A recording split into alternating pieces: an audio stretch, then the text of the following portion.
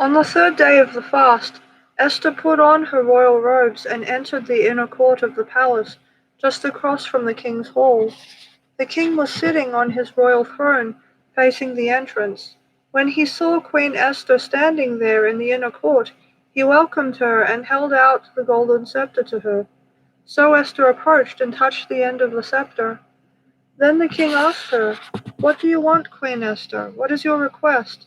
I will give it to you, even if it is half the kingdom." And Esther replied, "If it please the king, let the king and Haman come today to a banquet I have prepared for the king." The king turned to his attendants and said, "Tell Haman to come quickly to a banquet as Esther has requested."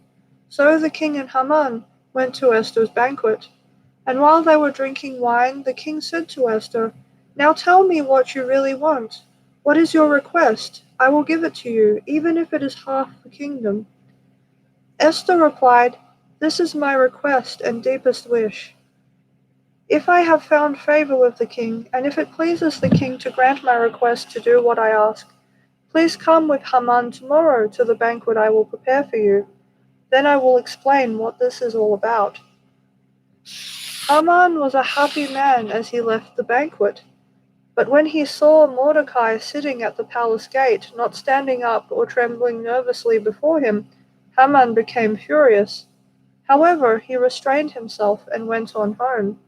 Then Haman gathered together his friends and Zeresh his wife, and boasted to them about his great wealth and his many children.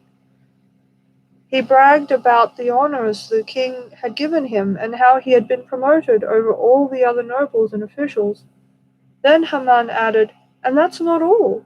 Queen Esther invited only me and the king himself to the banquet she prepared for us, and she has invited me to dine with her and the king again tomorrow." Then he added, "But this is all worth nothing as long as I see Mordecai the Jew just sitting there at the palace gate." So Haman's wife Zeresh and all his friends suggested, "Set up a sharpened pole that stands 75 feet tall, and in the morning ask the king to impale Mordecai on it. When this is done, you can go on your merry way to the banquet with the king." This pleased Haman, and he ordered the pole set up.